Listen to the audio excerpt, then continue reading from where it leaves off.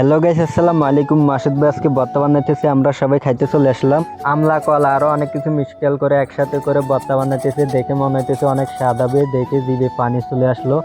আপনারা দেখতে থাকুন। সবকিছু করা শেষ, এখন মশলা দিয়ে মেখে নিবে। দেখেন অনেকগুলো মশলা দিতেছে।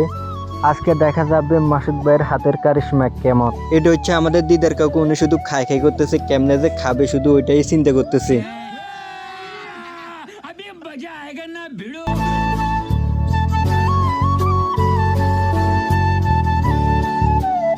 এই যে দেখেন কিভাবে আগ করছে, বলো রুটি দিকে এই যে ফুরি দেখাইতেছে, এটা নতুন নিয়ম। আপনারা কেউ এটা খাইছেন নাকি? এটা 2026 সালের নতুন আপডেট ভার্সন।